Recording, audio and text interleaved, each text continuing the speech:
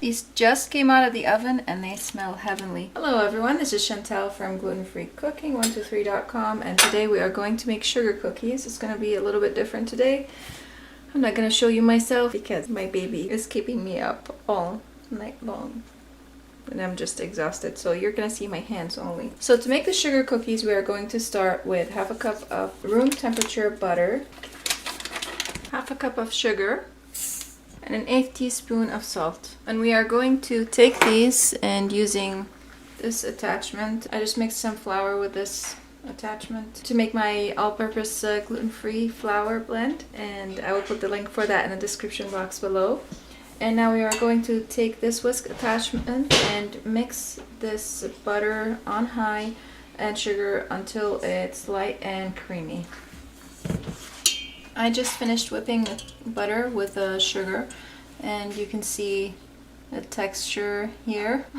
There's still a little bit of sugar in there, but I think that should be okay. I whipped it a lot, but I find that using a hand mixer is better when you're whipping butter of this small amount, or you just want to whip it for a long time to end up with a great texture for the cookies. So I'm just gonna ignore that step for now. I mean, it's pretty good. The butter is light and fluffy. And now we are going to add in 1 egg,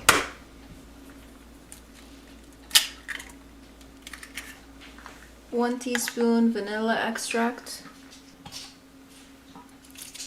1/4 teaspoon almond extract, and 1 tablespoon milk. I'm using here lactose-free milk. You could use any milk that you want. I bet coconut milk would be great in this. And now we are going to attach this again to the KitchenAid and let it do its thing and whip it again until it's light and fluffy.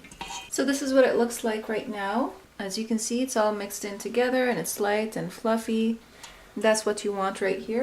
Now I'm going to get rid of this attachment because we won't be needing it anymore. I'm just going to scrape the bowl a little bit, and I'm going to set this aside.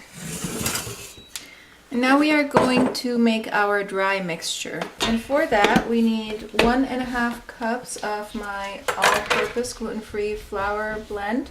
And again, I will leave the link for this recipe down in the description box below. You can also use, I believe, any flour blend with a 1-to-1 ratio. I haven't tried it, but if you can try it, let me know how that works for you. If you don't like to make your own flour blends. It's half a cup. What, got something to say? Okay. 1.5 cup. And 1 teaspoon xanthan gum.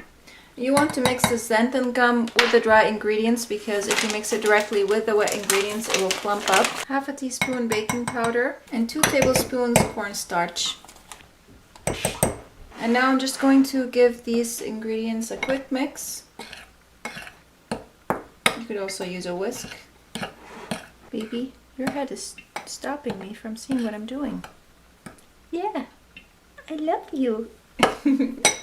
Like so, that's good enough.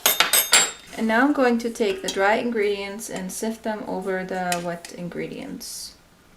You can do that in batches, but I haven't seen any difference in just putting the whole thing together in one lump. And now I'm going to use a paddle attachment to whip all this together, just a quick whip to get everything incorporated, and then we will get on to the rolling. So that's the dough. You can see it's thick. Can you guys see? And now I'm going to scrape it and put it on the parchment paper right here. Okay, I'm just going to plop it on the center. If you roll this directly onto the counter surface, it will definitely stick onto the counter. You might want to use either oil, flour, or something like that. Or you can also put it in the fridge to cool for about half an hour and then roll it. That might make it less sticky. And now we are going to roll it between the parchment paper to a 1/4 inch thickness. I prefer using a different technique actually, but I'm just doing this for the sake of demonstration. And I will show you the second technique after this one.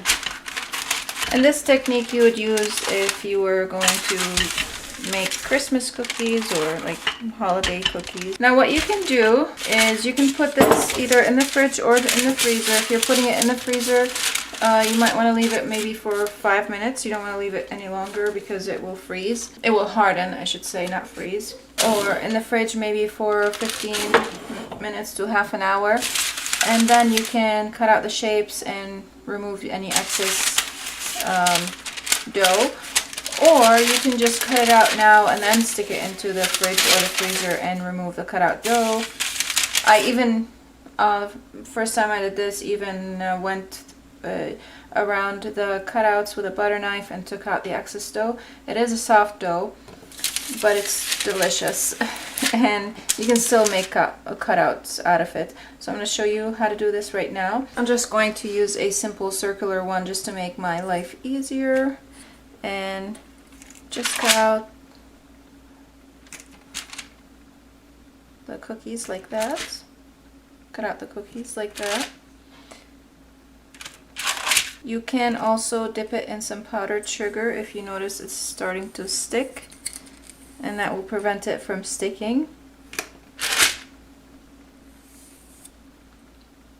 I talk about different techniques also on my blog, several techniques that you can use. I just run my finger across the cookie cutter and take out the excess dough off of it to prevent it from sticking. Then you can go now with a butter knife, like I said, and do this. But you're not going to end up with perfect cookies because you might end up with a little bit of deformation around the sides from taking the cookie dough from around it. So to prevent that, you could just stick it in the fridge, but like I said, for 15 to half an hour, or in the freezer for 5 minutes. But right now I'm in a hurry because the light is running out. If you have decorative shapes that might be more tricky to do what I'm doing here, what you can do also is use the butter knife or spatula and slightly lift the cookie off, and I think I'm gonna get a spatula and do that. Oh no. Okay.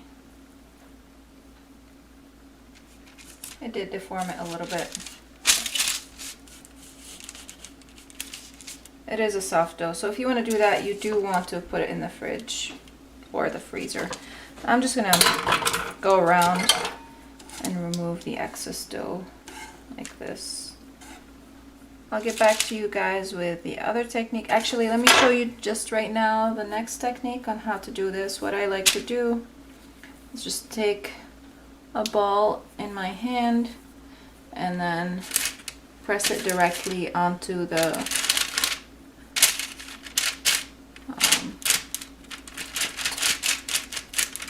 parchment paper like this.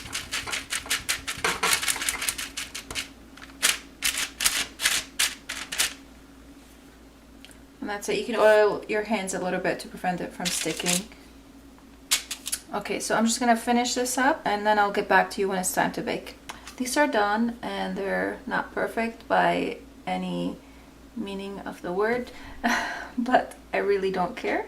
I just want to get them done right now, and I want to show you how to make them. So what we are going to do right now is we are going to stick them in the freezer for 10 minutes, and if you want, you can also stick them in the fridge for 15 to 30 minutes.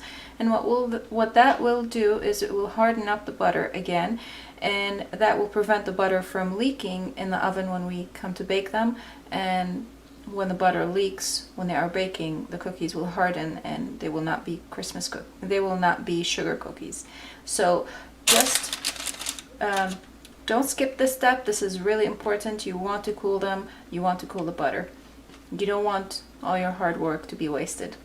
So again, I'm going to stick them in the freezer for 10 minutes. And meanwhile, you're going to preheat your oven to 340 degrees Fahrenheit.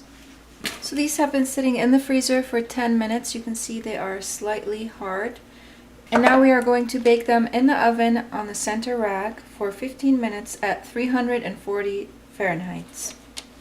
These just came out of the oven and they smell heavenly.